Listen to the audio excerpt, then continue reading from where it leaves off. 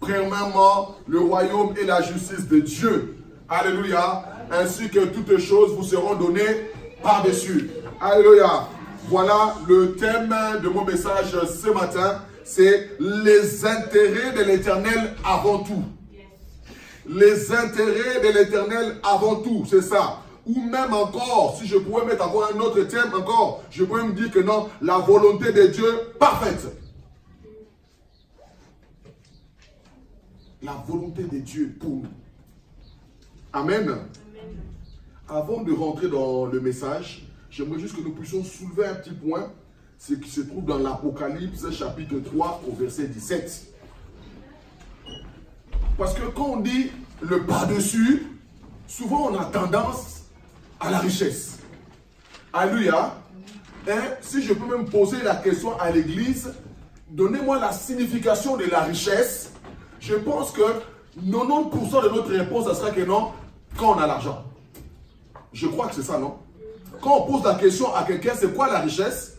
C'est l'argent. Bien aimé, ça c'est minimiser Dieu. Ça c'est bafouer Dieu. Quand on croit que non, la richesse c'est que l'argent. La Bible nous dit qu'il s'est fait pauvre du riche qu'il était. Pour nous enrichir. Si on dit que c'est que pour l'argent, c'est minimiser Dieu. Amen. Et ceux qui ne croient pas en Dieu, qui sont riches, on va dire quoi? On va dire quoi? Prenons Apocalypse 3, verset 17. Ce n'est pas notre verset d'ouverture. C'est juste que non, j'aimerais que vous puissiez comprendre là où nous voulons arriver.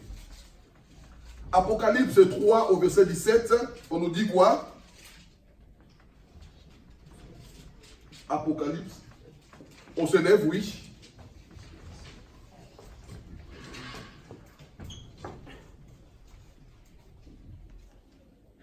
Parce que tu dis, je suis riche, je me suis enrichi et je n'ai besoin de rien. Juste là, ça dit qu'un riche, selon ce monde, c'est l'argent. Et quand j'ai l'argent, je n'ai besoin de rien. J'ai l'argent. Alors pourquoi je vais aller dans vos petites églises là? J'ai l'argent. Oui. Et parce que tu ne sais pas que tu es malheureux, misérable, pauvre, aveugle et nu, je te conseille d'acheter de moi de l'or éprouvé par le feu, afin que tu deviennes riche, et des vêtements blancs, afin que tu sois vêtu, et que la honte de ta nudité ne paraisse pas.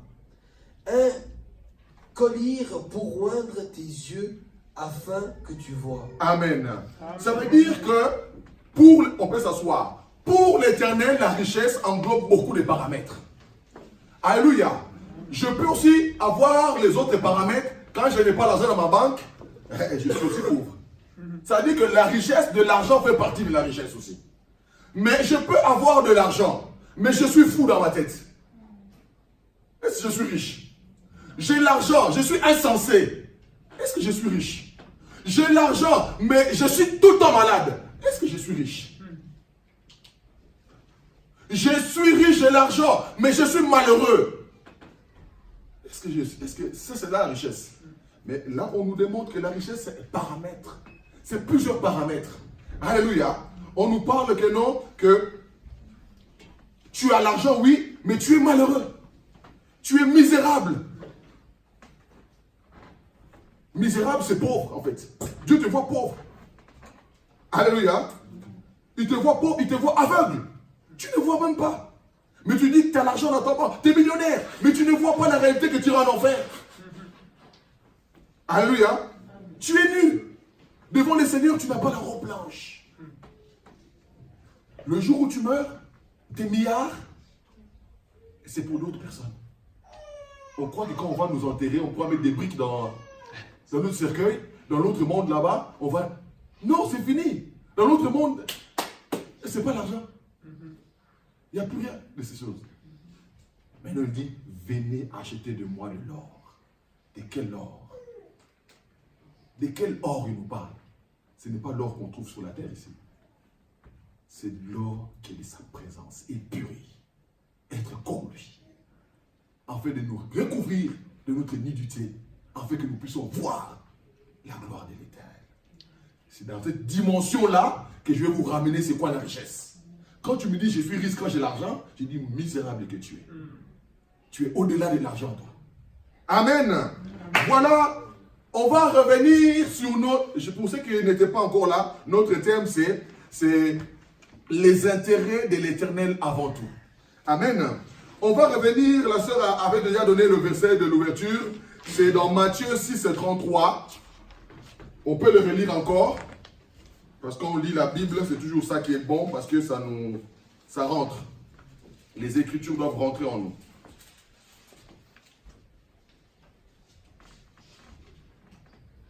Cherchez premièrement le royaume et la justice de Dieu. Et toutes ces choses vous seront données par-dessus. Amen. Saint-Esprit, je t'en supplie. Enlève toute forme de distraction, Seigneur. Je te prie, Saint-Esprit, de communiquer comme tu me l'as communiqué. Que je ne puisse pas me tromper dans les mots. Que je ne puisse pas donner autre chose. Que je ne sois pas zélé en autre chose. Que je puisse faire ce que toi tu veux que je fasse. Je t'en supplie, Seigneur, que je communique ce que tu m'as communiqué. Seigneur, et je remets aussi toutes les pensées de mes frères et de mes sœurs à l'obéissance de ta seule parole. Dans le nom de Jésus. Amen. Amen. Voilà. Cherchez premièrement le royaume et la justice de Dieu. Et toutes choses nous seront données par-dessus. Alléluia. Bien-aimés, là, nous devons chercher. On nous dit de chercher. Quand les disciples sont allés vers le Seigneur, apprends-nous à prier. Vous allez voir que rarement le Seigneur donne des directions vraiment claires. C'est souvent dans des choses paraboliques. Alléluia. Mais là, il nous dira une chose. Premièrement, dans votre vie, il n'y a pas autre chose. Cherchez premièrement.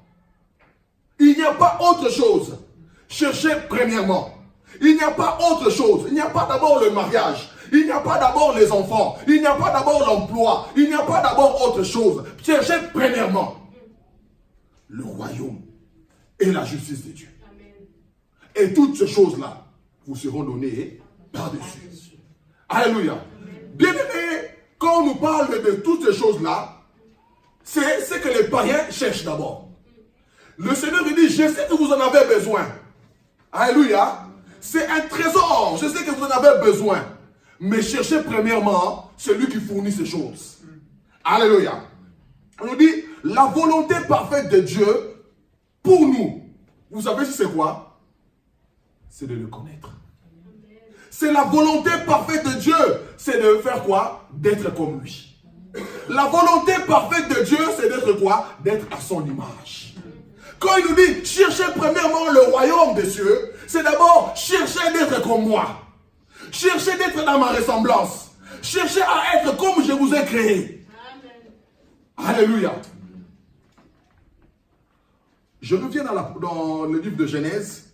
On nous dit que Dieu créa toutes choses. Alléluia. Dieu créa même les serpents. Alléluia. Dieu créa toutes, mais une chose qui est extraordinaire. Dans l'apogée de la création, Dieu décida de créer l'homme. Alléluia. Ça dit que non, on va maintenant prendre le temps. Alléluia. On va maintenant prendre le temps. Parce que là, c'est l'art. Là, maintenant, c'est le summum de ma création. Là, maintenant, c'est mon représentant. Là, maintenant, c'est lui qui sera comme moi. Alléluia. Vous savez, tout pays censé, quand il envoie un ambassadeur quelque part, il doit envoyer quand même quelqu'un qui correspond réellement à la volonté du pays. On n'enverra pas un fou. Amen. Alors nous sommes ceux qui représentent Dieu sur terre. Quelqu'un comme moi. C'est ça sa volonté d'abord pour nous. L'apogée de la création, c'est, disons, c'est l'homme à l'image de Dieu, à sa ressemblance. Quand je vous parle de toutes choses, revenez toujours chercher le premièrement. C'est d'abord là. Amen. Alléluia. Parce que nous, quand on dit que non, chercher d'abord, c'est il faut que je sois fort dans la prière, il faut que je sois fort dans les jeûnes, il faut que je sois fort dans la méditation. C'est chercher d'abord Dieu. Parce que beaucoup sont forts dans la méditation, les juifs, mais ils ne connaissent pas Christ. Beaucoup sont forts dans la prière, mais ils ne connaissent pas Christ. Ils sont forts dans les actions, mais ils ne connaissent pas Christ. c'est d'abord un désir qui monte au-dedans de toi, de le vouloir le connaître. Quand tu liras, quand tu prieras, quand tu feras des actions, c'est avec des bases sûres. Alléluia. Voilà. Quand Dieu dira que non, faisons l'homme à notre image, l'expression qui va sortir de cela, ce n'est pas le physique. Alléluia. Ce n'est pas partie physique que nous sommes à la ressemblance de Dieu. Parce que dans le livre de Jean 4, on nous dit que non, Dieu est quoi? Esprit. Dieu parle de l'être qui est à l'intérieur. Mais l'être qui est à l'intérieur, pour vivre sur terre, il doit posséder un corps. C'est là où il dira quoi? Il forma l'homme de la poussière. C'est que nous sommes au jour d'aujourd'hui. Quand il nous dit que non, cela vous viendra par-dessus, l'homme qui est formé de la poussière, il prend le par-dessus. Alléluia. Mais l'homme qui est fait à l'image de Dieu, lui mange quoi? Premièrement. Amen. Quelqu'un me comprend? Il vit d'abord du premièrement. Mais l'homme qui est fait de la poussière, il vit de par-dessus. Parce que tu peux marcher nu. Tu ne peux pas ne pas manger. Tu ne peux pas ne pas boire. Ce sont les païens qui les recherchent. Parce qu'ils sont encore dans un corps. Amen. Premièrement.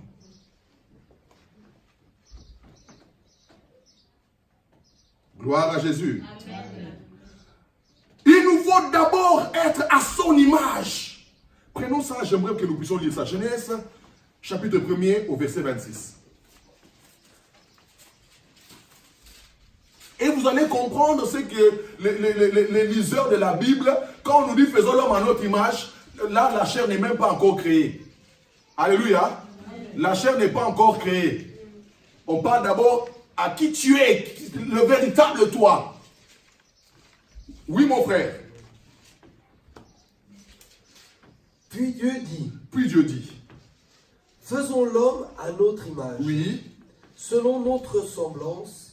Et qu'il domine sur les poissons de la mer, sur les oiseaux du ciel, sur le bétail, sur toute la terre, et sur tous les reptiles qui rampent sur la terre. Voilà. Avant d'aller dominer, tu dois d'abord être à la ressemblance de Dieu.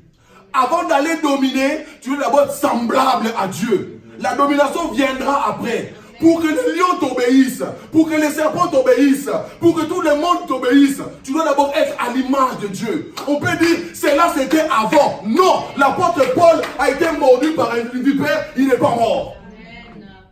Quelqu'un me comprend? L'apôtre Paul a saisi la vipère, mais l'apôtre Paul n'est pas mort. Tout le monde attendait que l'apôtre Paul tombe. Mais il est resté debout. Pourquoi? Il était à la ressemblance. Il était à l'image de Christ. Quand tu es à l'image, même les animaux t'obéissent. Vous savez pourquoi les lions nous attaquent?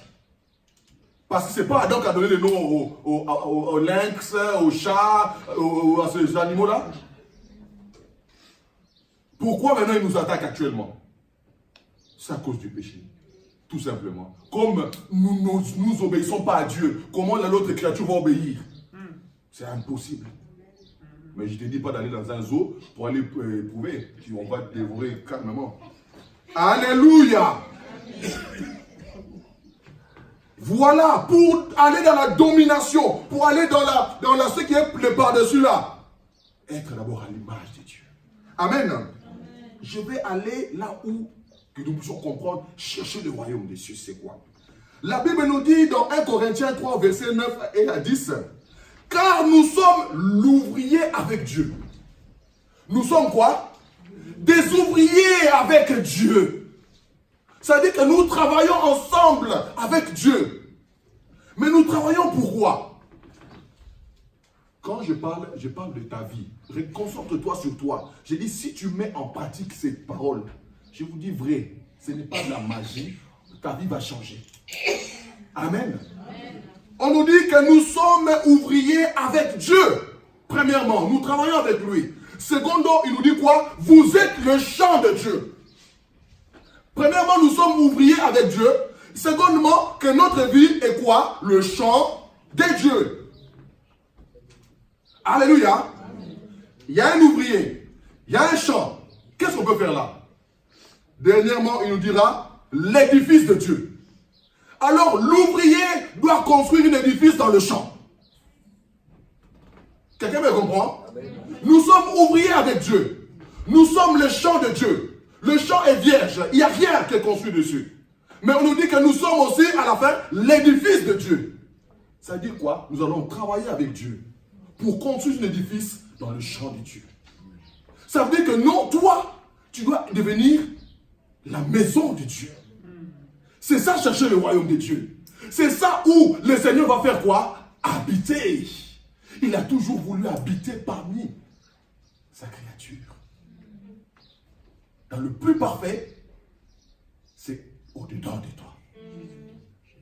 Alléluia. On va comprendre. L'édifice de Dieu. L'édifice, c'est l'ouvrage.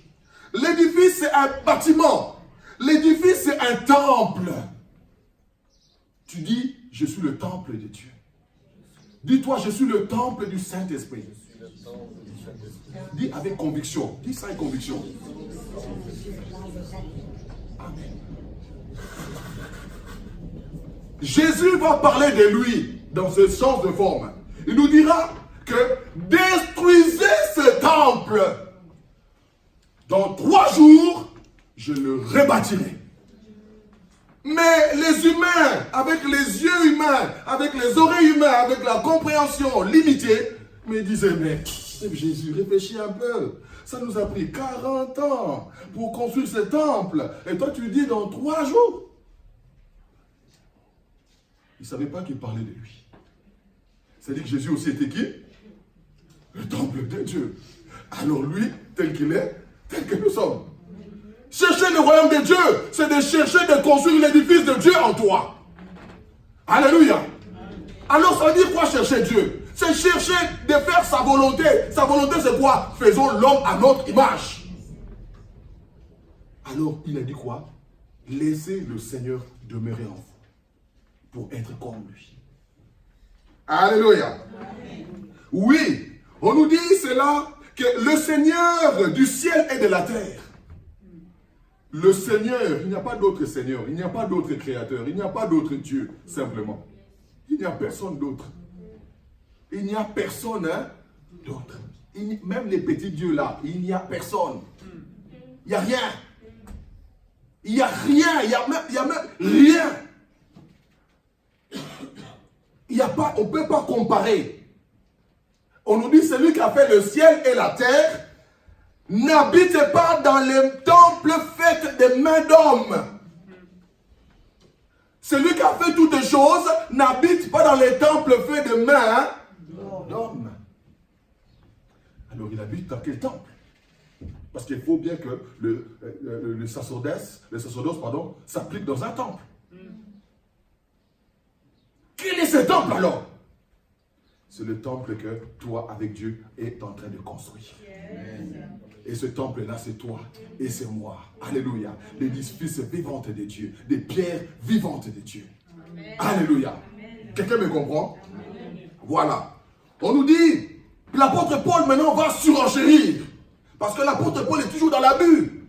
C'est quelqu'un qui a compris tellement la grâce qu'il va exagérer l'affaire là. Les autres, ils sont en train d'expliquer parce qu'ils n'ont pas bien compris. Mais lui, il dira, mais ne savez-vous pas?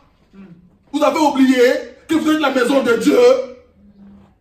Alléluia. Les autres vont les expliquer avec des paraboles. Non, lui dira, mais ne sais-tu pas que tu es la maison de Dieu? Que ce corps ne t'appartient pas? Que Dieu habite en toi? Alléluia. Ne sais-tu pas? Ne sais-tu pas? Quelle gloire! Quelle gloire! Bien aimé, on parle d'ici, c'est celui qui a fait le ciel et la terre. Habite où? Mais alors, mais comment? Réfléchissez vous-même. Celui-là habite en moi. Et tu viens, pasteur, ces temps, c'est trouble. Ces temps, je suis un peu dépressif. Ces temps, j'arrive pas. Je suis fatigué. Non, c'est pas Dieu qui habite en toi. C'est pas Dieu. La sœur a témoigné. Quand ta foi, même tu dors 1 heure, il te donne la force du buffle. Même ceux qui ont dormi n'ont pas la force là que tu as. Alléluia. C'est Dieu. Il est capable de tout. Bien aimé, faire 40 jours, 40 nuits sans manger, c'est inhumain. Mais il y en a des qui l'ont fait avec Dieu. Et ceux qui ont essayé sans Dieu, ils sont morts. Alléluia. Bien-aimé, celui qui habite en vous est puissant. Celui qui habite en vous est fort. Celui qui habite en vous, bien-aimé, je ne sais pas comment je peux témoigner. Je prends un exemple. Vous avez compris qu'il y a les Américains, ils veulent attaquer le Venezuela. Qui suit un peu la politique de ce monde? Je vous rappelle seulement que les Américains, ils prennent pour le Venezuela comme leur arrière-cour. Hein? Ils ont toujours pris ceux qui étaient là-bas. Maintenant, ils voulaient arriver encore à prendre la totalité. Mais il y a quelque chose qui a changé. Avant, les Américains faisaient ce qu'ils voulaient, non? Ils sont allés en Irak, ils ont tué Saddam. Ils sont allés en Libye, ils ont tué Kadhafi. Ils sont allés à gauche et à droite, et nos présidents d'Afrique même, on n'en parle même pas. Ils le tuent comme des mouches. Là, il y a quelque chose qui a changé. Les Russes ont dit quoi? Nous, on est là. S'il faut venir enlever Maduro, enlevez d'abord nous. Ça dit qu'il y a une autre puissance. Alléluia. Bien aimé, l'ennemi, quand il voit une autre puissance, est-ce que les Américains sont allés? Ils ont entendu que les Américains sont allés? Pourquoi? Il y a une autre. Alors pourquoi vous vous minimisez comme ça? Pourquoi vous n'avez pas compris? Pourquoi vous laissez Satan jouer avec vous? Pourquoi? Il y a une autre. Il y a la puissance. Et bien aimé, sans la puissance, Satan joue avec vous. C'est le faire avec le faire. Vous devez être fort. Vous devez être fort. Devant l'ennemi, il n'y a pas d'humilité. Il n'y a pas de... Non, on doit les chasser. On doit être dur avec. Entre nous pardonnons réciproquement parce que nous sommes faits à l'image de Dieu. Je dois vous aimer, vous devez m'aimer, mais avec lui, il n'y a pas cette relation. Alléluia. Amen. Gloire à Jésus. Amen. Oui, bien-aimés, la Bible nous dit que non. Ne savez-vous pas que vous êtes le temple du Saint-Esprit? Que vous avez reçu de Dieu et qu'il habite en vous. Quand je cherche premièrement le royaume de Dieu, je cherche à être construit, à être édifié, à être bâti pour le Seigneur. Amen. C'est ça la volonté de Dieu pour nous. Alors sinon, ça nous servira à quoi? Oui, bien aimé, cherchez premièrement le royaume de la justice de Dieu. Et alors, après, on fait quoi? Non. Concrètement, chercher premièrement le royaume de la justice de Dieu, c'est d'être édifié, être à l'image de Dieu. Partout où tu iras, on dira que non, voici un Dieu, voici le représentant de Dieu, voici Dieu sur terre, voici Dieu ici, voici. Ça m'a touché, ma soeur était là hier, même Pamela a entendu cela. Il y avait le prof de piano de Lévi qui est venu, il a dit, on se sent bien dans votre maison, Dieu habite ici. Ce monsieur-là, je ne sais pas s'il est païen, s'il est chrétien, je ne sais pas. Mais je crois qu'il n'est pas chrétien parce qu'il fume. Alléluia. Mais il a dit quelque chose, ça m'a vraiment fait du bien. Avant de partir, il a dit, on se sent bien chez vous. Il y a Dieu qui est ici. Amen. On doit dire ça de toi. Au boulot, on doit dire ça de toi. Pas où tu es, on doit dire ça de toi. Ça dit que les gens doivent être à l'aise avec toi. Tu n'es pas une épine.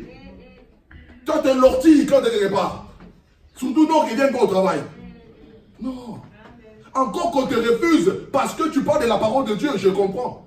Et elle là, ouf, non. Quand elle commence à...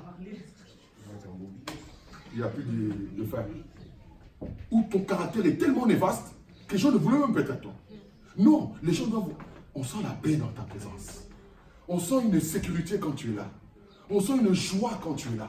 On veut te poser des questions. Avant de faire quelque chose, même, regarde avec mon mari, on veut faire, mais qu'est-ce qu'on pense toi? On te pose même des questions pour des choses privées. Parce que Dieu est en toi. Quelqu'un me comprend? Cherchez premièrement le royaume, c'est ça. Gloire à Dieu. Tu reflètes la gloire de Dieu. La lumière de Dieu rejaillit. Alléluia. L'apôtre Paul, qui est toujours dans l'exagération, il va encore exagérer. Il dira que non. Quelle alliance, quel contrat d'alliance il y a entre le temple de Dieu et les idoles? Alléluia. Quel contrat d'alliance il y a entre vous et les idoles? Ça dit il n'y a pas contact. Ça dit quand je réfléchis sur ça, tu vois il y a même des thèmes qu'on a même pu soulever ici. Est-ce qu'un chrétien doit pécher? Est-ce que ceux qui sont péchés ils seront sauvés? À un niveau, on ne parle plus ça. Amen. À un certain niveau, on ne parle plus de certaines choses. C'est comme si je m'assois avec Lévi et des grandes personnes et disent, oh, on va faire pipi au lit. Hein. Mais on n'a même pas parlé de ça. Amen. Alléluia. Il faut grandir. À un certain niveau de maturité chrétienne, on ne parle plus du péché. Nous sommes affranchis de ça. Alléluia. Ça dit c'est réglé cette affaire-là. Alléluia. Quelqu'un me comprend? Amen. Ça dit qu'on cherche encore, est-ce que nous serons sauvés quand si on peut, ça dit déjà tu n'es pas sauvé. Amen. Ça dit tu pratiques encore. Alléluia. Quel contrat d'alliance? Il y a quoi? Entre vous et les idoles, il n'y a pas. Ils sont là-bas, vous êtes ici. Ils sont dans les ténèbres, vous êtes dans la lumière. Il n'y a pas. Ça dit comme il y a du soleil aujourd'hui, là, la nuit n'est plus là. C'est impossible. Ça ne peut pas cohabiter. Quel contrat? C'est contre nature. C'est contre nature. Et bien maintenant, là où tu es, tu dis, moi je suis le temple de Dieu. Qu'est-ce qu'un idole viendra faire chez moi? Qu'est-ce qu'un idole? L'idole, c'est la dépression. L'idole, c'est être drogué. L'idole, c'est d'être fornicateur. L'idole, c'est toutes ces choses-là. Qu'est-ce qu'il a à venir faire chez moi? Paul lui dira, nous sommes assis avec lui dans les lieux élevés. C'est-à-dire que ce coin-là, l'ennemi ne peut pas atteindre. Alléluia! On est tellement élevé avec Dieu que l'ennemi ne peut pas arriver là-bas. Quelqu'un me comprend? Cherchez premièrement le royaume et la justice de Dieu. C'est être comme lui. Gloire à Jésus. Amen. Je vais accélérer. La Bible nous dit que non, que c'est pour ça qu'il dira encore que nous sommes le temple du Dieu vivant. Comme il est dit que j'habiterai et je marcherai moi-même au milieu d'eux. C'est qui marche avec toi? Je marcherai et j'habiterai moi-même. Mais fais confiance à l'Éternel.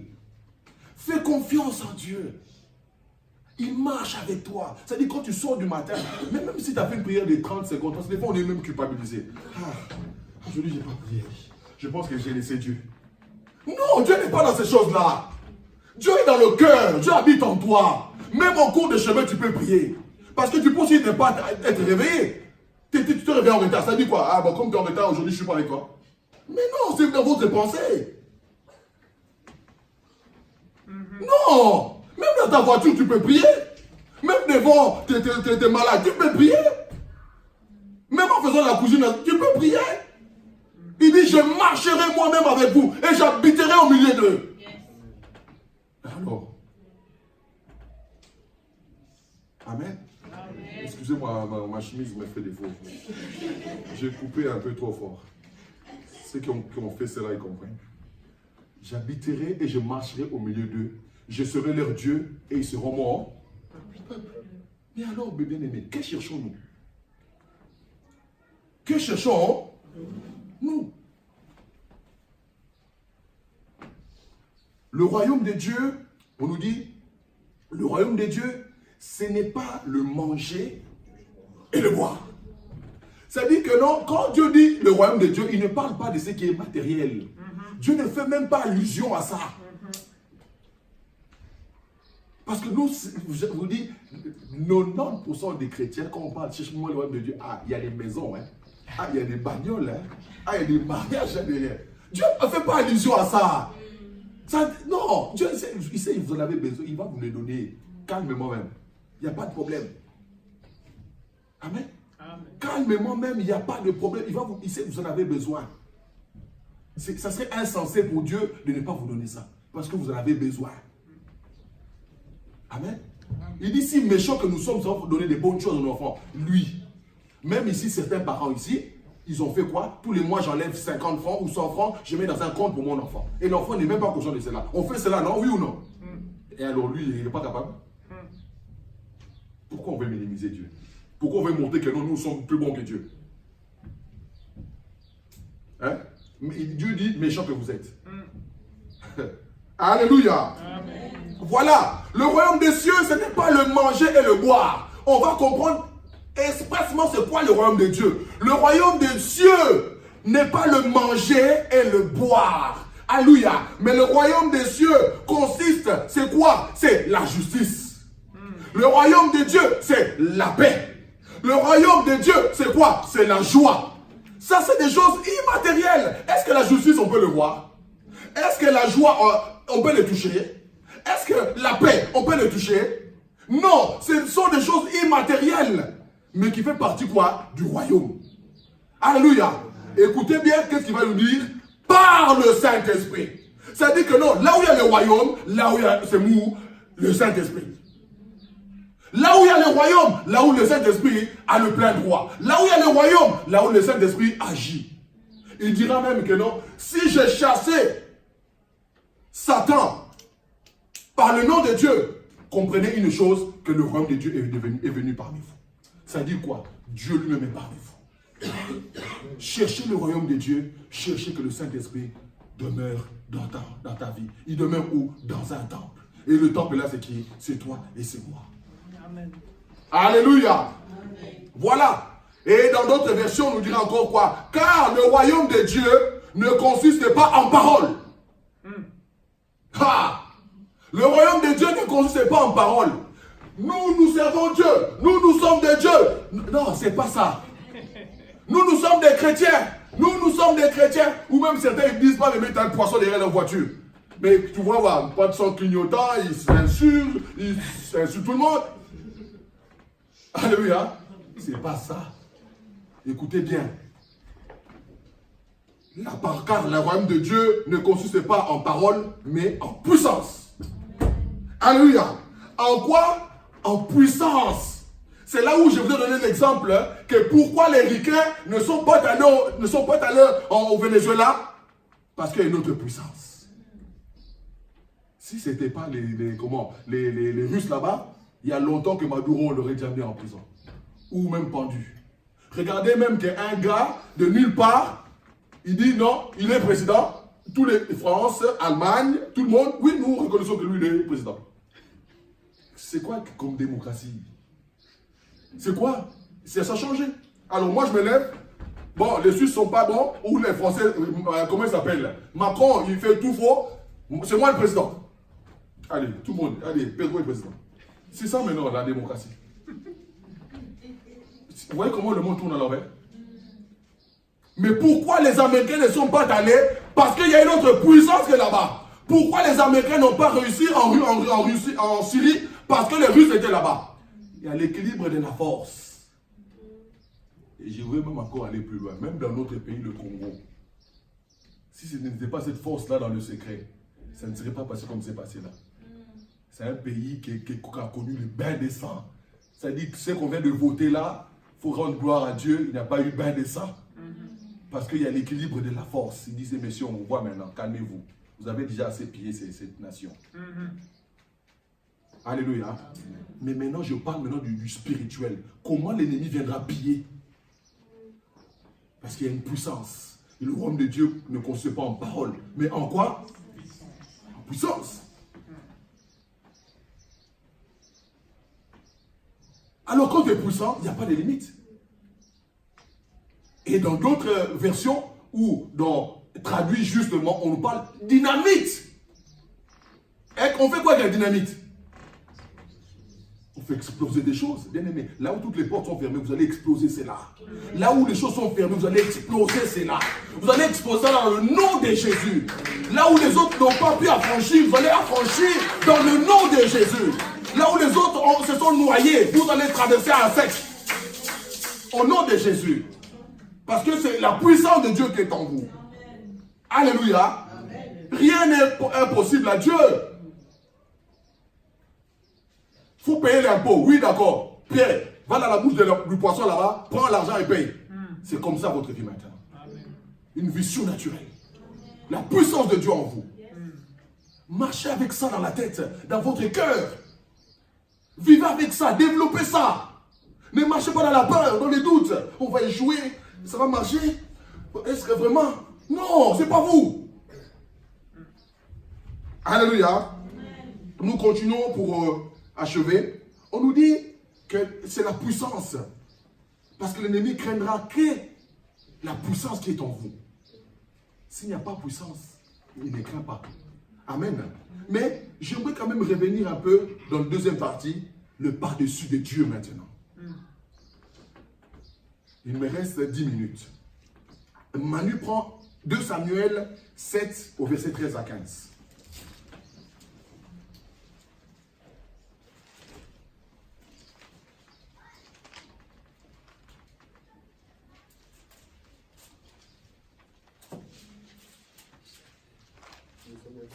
« 2 Samuel 7, 13 à 15.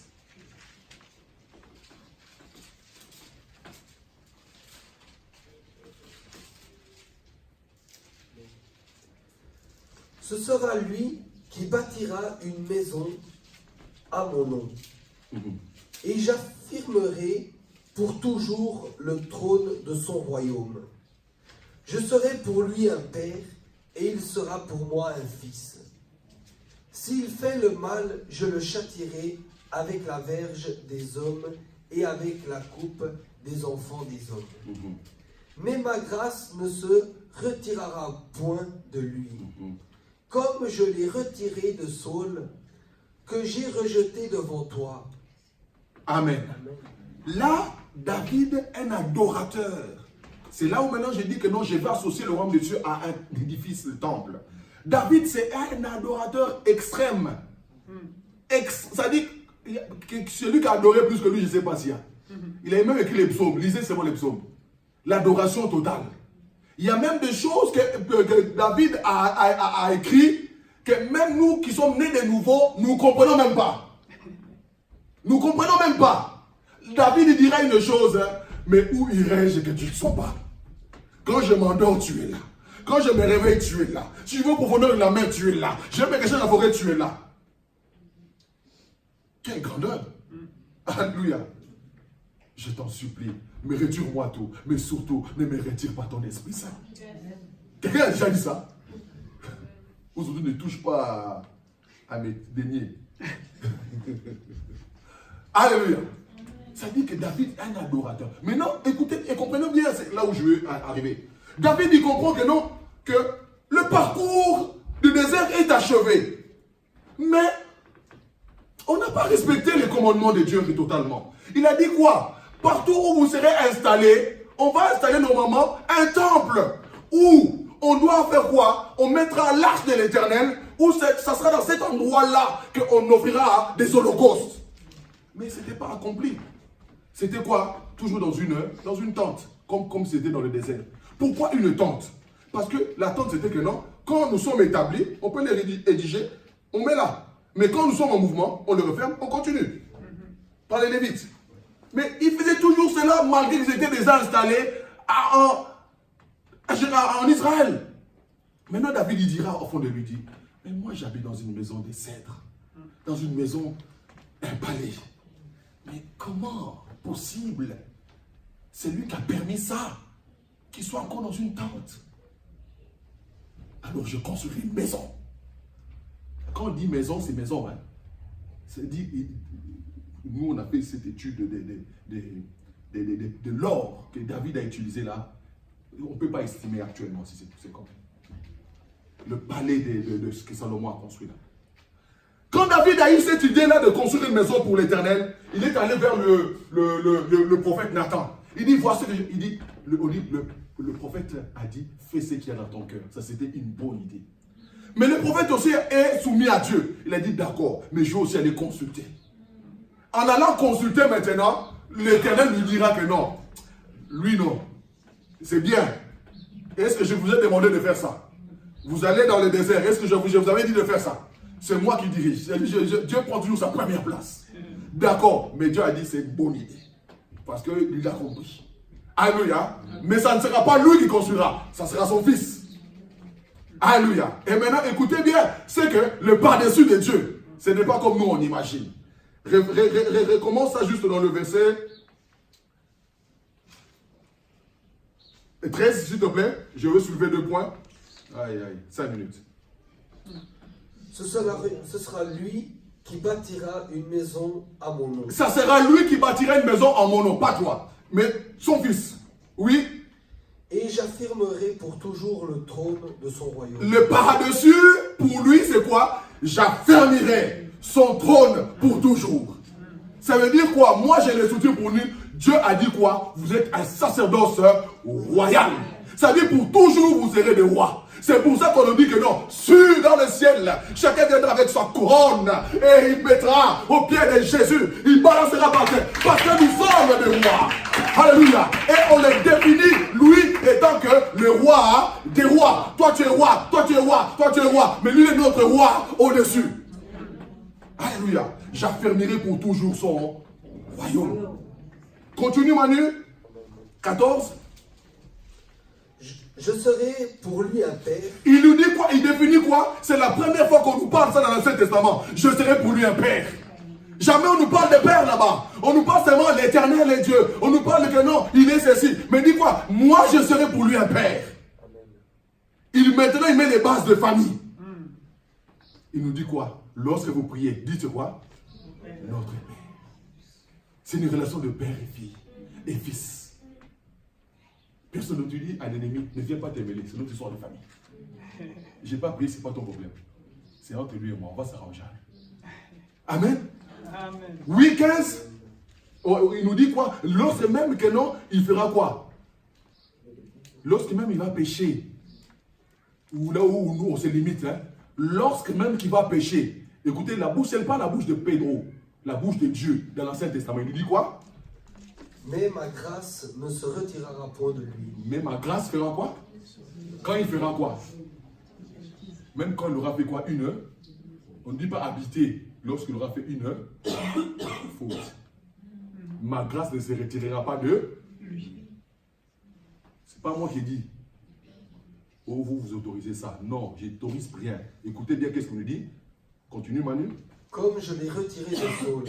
Comme je l'ai retiré des seaux. Il dit quoi? Quand il va faire comme ça, je les prendrai par la verge. Je vais les châtier. Qu'ils reviennent. Amen. J'ai encore deux versets à vous donner. Vous avez compris hein, que le par-dessus de Dieu a dit quoi? J'affermirai son royaume.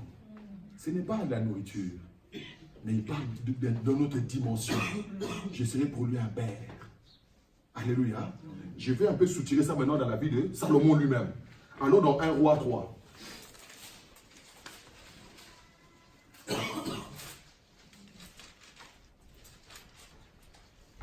Un Roi chapitre 3, verset, on commence au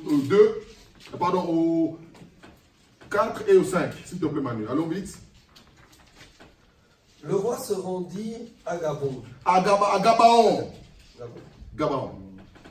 Pour y sacrifier, car c'était le principal des hauts lieux. Voilà. Normalement, c'était dans un temple qu'on devait le faire, selon le livre de Deutéronome. Mais là, ce ne sont pas encore de la volonté de Dieu. Alors on allait dans un endroit, on a rédigé, c'est là où on allait offrir des sacrifices. Amen. Et là maintenant, Salomon alla dans cet endroit. Ce n'est pas dans un temple, mais dans un endroit, à Gabaon, le lieu d'adoration. On nous dit quoi? Salomon offrit 1000 holocaustes sur l'autel. Salomon fait l'adoration qu'avant lui, personne n'avait jamais fait. Il prend 1000 têtes de bétail. 1000! Il fallait de la place, hein, pour amener tout ça. Quand vous parlez, on vous parle de l'élevage intensif. Ça, c'était ça. 1000 têtes de bétail. On offre à Dieu. Pour lui. Pourquoi on cache? Pour lui. Pourquoi on est empêché? Bien aimé, arrivons dans le niveau de ces gens-là. Dans l'Ancien Testament, hein, on nous parle même de lui dans la Bible. Mais Jésus dirait une chose que non, ici il y a plus que Salomon. Alléluia. Ceux qui lisent la Bible, ils comprennent ce que je suis en train de dire. Continue mon frère. 5. À Gabaon, l'Éternel apparut en songe à Salomon. C'est impossible quand tu as fait des actions comme ça que Dieu soit insensible. C'est impossible que quand tu dis que Seigneur, c'est moi je ne mange pas pour toi, que Dieu reste insensible. C'est impossible quand tu dis Seigneur, pour ta seule gloire, je fais cela, que Dieu lui reste insensible. Non, c'est impossible. Il nous dit que non, Dieu a apparu dans un songe à Salomon. Oui. Que veux-tu que je fasse pour toi? Il pose la question, tu veux que je fasse quoi pour toi? Oui, continue mon frère.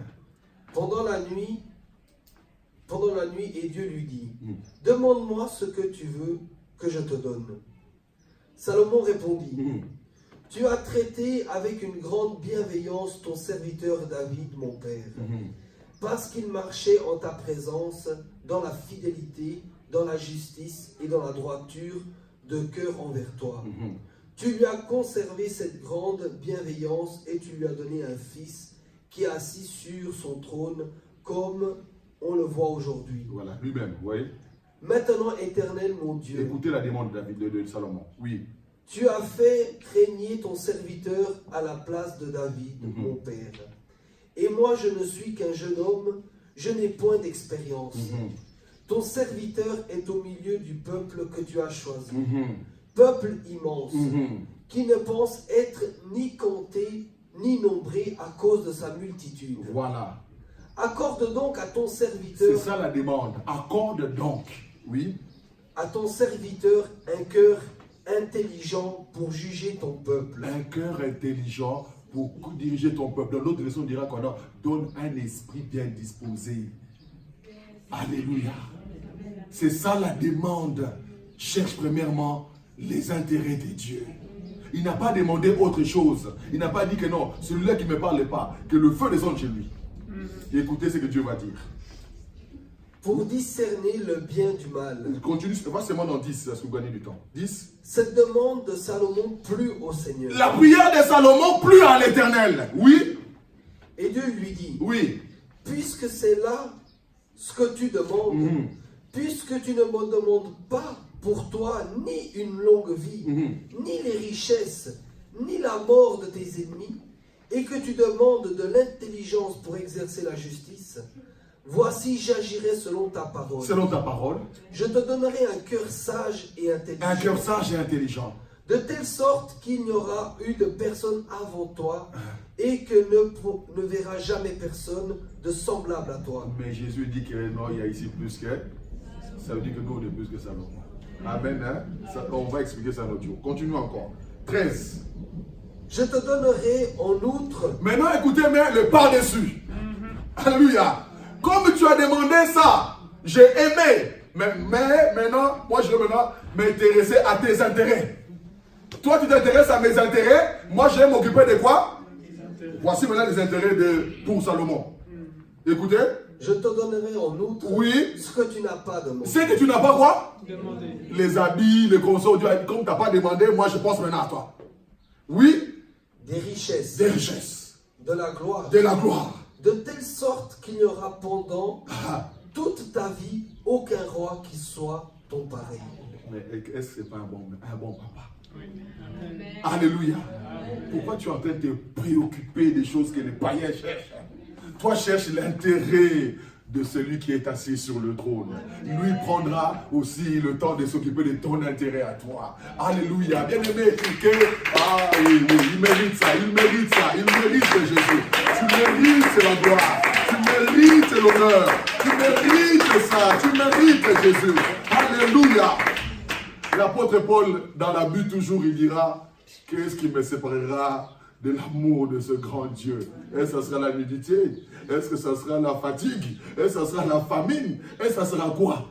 Rien ne me séparera de lui. Amen. Bien-aimé, il y avait une femme, elle était veuve, elle habitait Sarepta, et Dieu avait envoyé son serviteur. Et cette femme-là était au bord de la rupture. Parce que quand on vous dit certaines choses, tu dis, mais pasteur, tu ne comprends pas la vie que je suis en train de vivre. Tu ne comprends pas, c'est pour ça que tu dis que c'est facile.